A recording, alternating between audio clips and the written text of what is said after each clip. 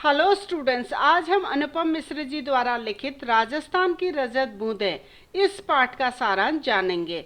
रजत यानी चांदी। जब सूर्य की किरणें पानी की बूंदों पर पड़ती हैं तो वे चांदी की सी आभा बिखेरने लगती हैं, यानी वे चांदी की बूंदों की तरह प्रतीत होती हैं। इसीलिए इन्हें रजत बूंदें कहा गया है। बच्चों, ये पाठ अनुपम मिश्र जी की किताब राजस्थान की रजत बूंदें का एक छोटा सा हिस्सा है, जिसमें उन्होंने राजस्थान की मरुभूमि में अमृत समान मीठे पानी के स्रोत कुएं व उनको बनाने वाले चेलवांजी के बारे में विस्तार से वर्णन किया है।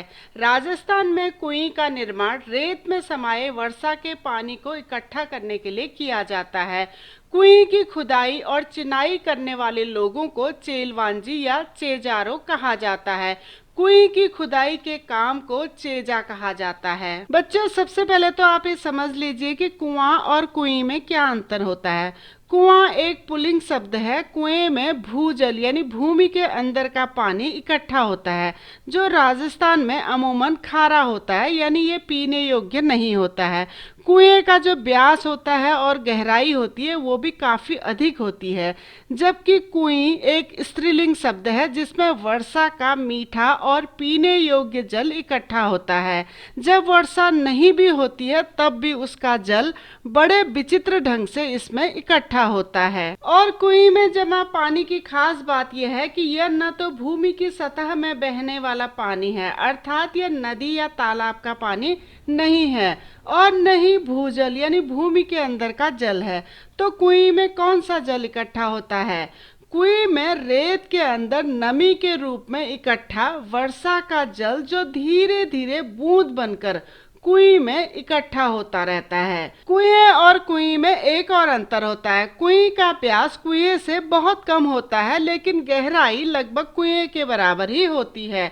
लेकिन राजस्थान के अलग अलग क्षेत्रों में कुइयों का व्यास और गहराई अलग अलग हो सकती है। यहाँ पर लेखक अनुपम मिश्र जी कहते हैं कि चेलवांजी पूरी तरह से पसीने से तरबतर होकर एक कुएं की खुदाई कर रहा है।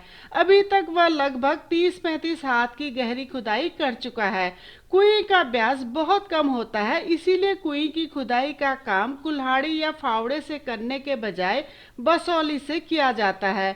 बच्चों, बसौली भी फावड़े के जैसा ही एक छोटा सा औजार होता है, जिसका फल लोहे का और हत्था लकड़ी का होता है। खुदाई करते करते जैसे जैसे कुएं की गहराई बढ़ती जाती है, वैसे वैसे कुएं के अंदर की गर्मी भी बढ़ती जाती है। इसीलिए ऊपर जमीन में खड़े लोगों द्वारा बीच बीच में मुट्ठी भर रेत नीचे कुएं के अंदर फेंकी जाती है।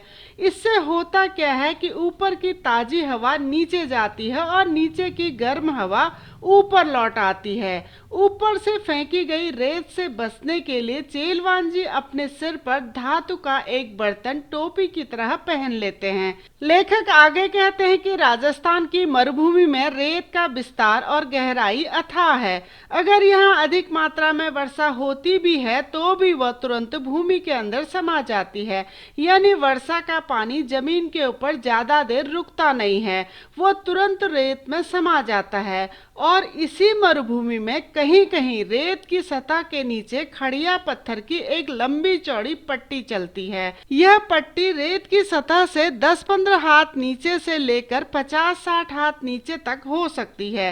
रेत के नीचे दबे होने के कारण यह खड़िया पत्थर की पट्टी ऊपर से दिखाई नहीं देती है। ऐसे क्षेत्रों में कुएं खोदते समय मिट्टी में हो रहे परिवर्तन से खड़िया पत्थर की पट्टी का पता चलता है। यही खड़िया पत्थर की पट्टी वर्षा के जल को गहरे खारे भूमि के पानी से मिलने से रोकती है। होता क्या है कि जब भी उस बड़े क्षेत्र में बहुत अधिक वर्षा होती है तो वर्षा का पानी तुरंत रेतीली सतह के नीचे तो चला जाता है, लेकिन नीचे चल रही खड़िया पत्थर की पट्टी के ऊपर अटक जाता है, यानी इन दोनों के बीच में अटक जाता है और फिर नमी के रूप में चारों तरफ फैल जाता है। रेत की एक और खासियत ये होती है कि इसके कण बहुत बारीक होते हैं और जमीन में समान रूप से बिखरे रहते हैं। जब भी इन कणों के ऊपर पानी गिरता है तो ये थोड़े भारी जरूर हो जाते हैं, मगर ये कण न तो आपस में चिपकते हैं न ही अपनी जगह छोड़ते हैं, जिस कारण रेत में कभी भी दरार नहीं पड़ती है और भीतर समाया वर्षा का जल भीतर ही बना रहता है, क्योंकि गर्मी से भाप बनकर ये नहीं उड़ पाता है। इस क्षेत्र में बरसने वाले पानी की एक एक बूंद रेत में समाकर नमी में बदल जाती है। कुएं बनने पर रेत में समाई यही नमी फिर से पानी की बूंदों में बदलकर कुएं में इकट्ठा होने लगती है और यही पानी खारे पानी के सागर में अमृत जैसा मीठा पानी होता है। लेखक आगे बताते हैं कि राजस्थान में पानी को 3 भागों में बांटा गया है। पहला है पालर पानी, यानी सीधे वर्षा से मिलने वाला पानी। यह धरातल पर बहता है, इसे नदी या तालाब में इकट्ठा किया जा सकता है। दूसरा है पाताल पानी, यानी भूजल। यह वही भूजल है जो कुओं से निकाला जाता है, मगर यह बहुत खारा होता है, पीने योग्य नहीं होता है। तीसरा पानी है रेजानी पानी, यानी धरती की सतह के नीचे लेकिन पाताल में न मिल पाए पानी को रेजानी पानी कहा जाता है। रेजानी पानी ही खड़िया पत्थर की पट्टी के कारण पाताल पानी में नहीं मिल पाता है। इसी रेजानी पानी को इकट्ठा करने के लिए कुएं का निर्माण किया जाता है।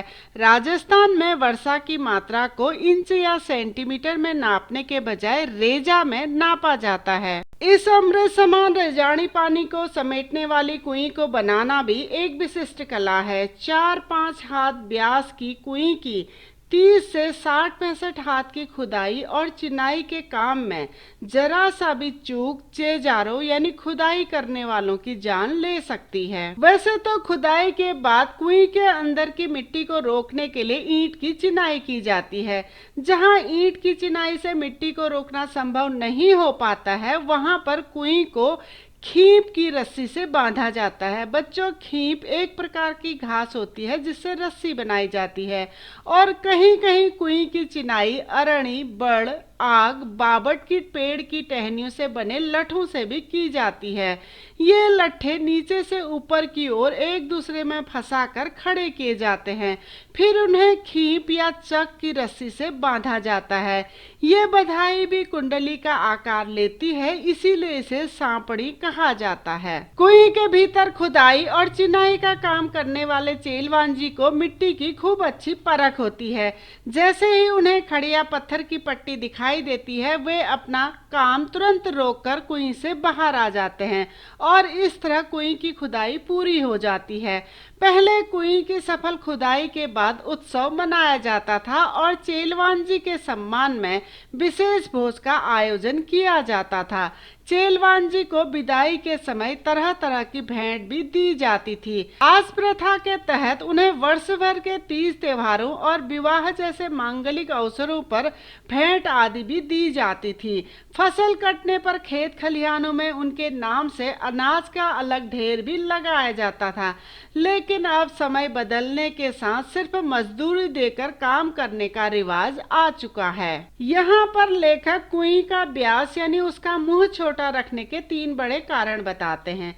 पहला कारण, कुएं में पानी बूंद बूंद कर धीरे धीरे इकट्ठा होता है और दिन भर में मुश्किल से 2-3 घड़े पानी ही कुएं में इकट्ठा हो पाता है। ऐसे में कुएं का व्यास अगर ज्यादा होगा तो पानी तले में ही फैल जाएगा, जिसे निकालना संभव नहीं है। कम व्यास में यह पानी 2-4 हाथ ऊपर आ जाता है, जिसे बाल्टी से आसानी से निकाल लिया जाता है।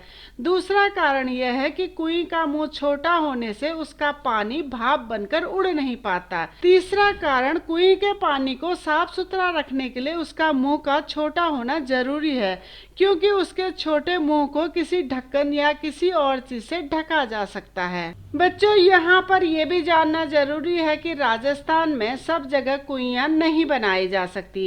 ये कुइयां सिर्फ उन्हीं जगहों पर बनाई जाती हैं जहाँ रेत के नीचे खड़िया पत्थर की पट्टी चलती है। जैसे चूरू, बीकानेर, जैसलमेर और बाड़मेर में यह पट्टी मिलती है, इसीलिए इन जगहों पर गांव-गांव में कुइयां बनाई जाती हैं। लेकिन यह खड़िया पत्थर की पट्टी जिस भी इलाके में मिलती है, वहां एक बड़े भूभाग से होकर गुजरती है। इसीलिए उस पूरे हिस्से में बहुत सारी कुइयां एक साथ बनाई जाती हैं। गांव में हर एक व्यक्ति की अपनी अलग कुई होती है और उससे पानी लेने का हक सिर्फ उसका ही होता है। लेकिन कुई का निर्माण समाज गांव की सार्वजनिक जमीन पर किया जाता है, इसीलिए निजी होते हुए भी सार्वजनिक क्षेत्र में बनी कुई के ऊपर ग्राम समाज का अंकुश लगा रहता है। गहरी कुई से आसानी से पानी निकालने के लिए उसके ऊपर चरखी लगाई जाती है, जिसे चक्री या फरेड़ी भी कहा जाता है। तो बच्चों, ये था राजस्थान की रजत बूंदें पाठ का सारांश। इसी पाठ को आप और विस्तार से देखना चाहते हैं तो आप हमारी वेबसाइट keepinspiringme.in में विजिट कर सकते हैं। डिस्क्रिप्शन में मैंने इसका लिंक दे दिया है। अगर आपको वीडियो पसंद आया, इन्फॉर्मेटिव लगा तो प्लीज़ चैनल को लाइक करें, सब्सक्राइब करें और आने वाली वीडियो की इन्फॉर्मेशन के लिए बेल आइकन को दबा दीजिए। धन्यवाद।